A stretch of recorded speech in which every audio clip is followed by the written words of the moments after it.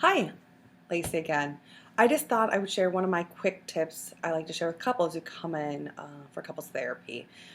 It's called the timeout. So, a lot of times when you're in a partnership with someone, your needs are different than theirs. Usually, I see a lot that you have one person who really likes to express their emotions, to connect by communicating, um, and that's how they kind of reach out and feel um, invested and get their needs met as well by having those long conversations. And typically, they partner with people who uh, need more reflection time, are maybe introverted. So when things get them kind of heated, they need that time to step back and say, I need to reflect, I need to mull this over. Um, and a lot of times the other partner feels like they shut down. So you usually have two people. One feels like they're being maybe bullied or rushed, and the other kind of feels like my partner's checking out and I'm not getting my needs met because I really want to connect with them, and I'm not being able to. So, really, what this could be instead of kind of checking out or giving up or pushing too much, it's really two people trying to feel connected and encouraged by their partner. So, the tip to timeout is to set it up and establish kind of the boundaries or the rules when you're not in a place where you're frustrated or angry.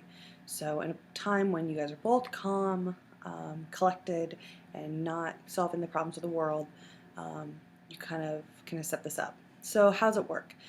You get a code word.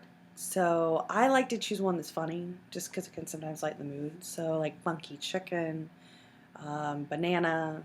Um, any real thing that maybe is meaningful for you or just kind of comes off the tongue easily can be the word. So when you guys are having a conversation that's maybe getting heated or has a lot of kind of things riding on it, the person can just say funky chicken and the conversation is kind of have stopped. Another thing you need to do is to establish what happens. So timeout doesn't mean you to just not deal with it. It means that usually couples will set up a limit. So it says, we'll say it, we'll take our spaces. Um, One person will reflect, the other will know that their partner isn't checking out. It's just their way of uh, getting, processing what's going on. And within so much time, we're going to come back together and discuss it. So some couples like to say, within 2 hours before we go to bed.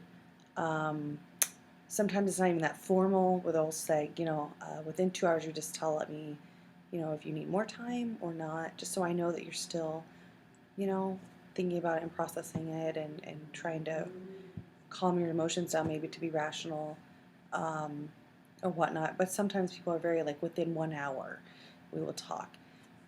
The code about this, the important thing is checking back in. So you try it, maybe you have a disagreement or a heated discussion, and then you realize, one, funky chicken does not come to my brain when I'm feeling really angry.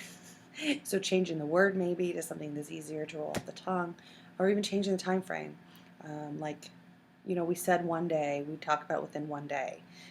That was too much for me. I had a hard night sleeping because I just felt like this was so unresolved. Can we maybe do it that night? Um, the great thing about this technique is that it really helps people use their coping skills um, to calm down their emotions so that when you do come back together to discuss it, a lot of times you can have that space to really think about it from all sides. It's just not your side and preserving what your thoughts are. It also gives you some time to think about, okay, where are they coming from and what are they trying to accomplish? Or, here's where I am, here's where, they are. How do we meet here? What's some solutions there? It's an awesome technique for that and to kind of also diffuse the situation. Sometimes we get so riled up, we lose point of what's really happening, and we forget that this is our teammate, and that together, working together, there's always a place where you can meet in the middle. But sometimes when the emotions are high, it's a lot harder to find that middle ground. So, just my tip today: try to maybe establish that timeout, work on that code word, get that time frame together now, and tweak and adjust as you need. Um, it's a quick way to reestablish that partnership, that working relationship, and minimize um, frustration from people who you both are wanting the same goal. And that's usually what I see is people want to feel connected to their partner but need maybe different ways of doing that. And this is a good way to find that, again, middle ground so that everyone is a little bit happier. Have a great day. Thanks for listening. Bye.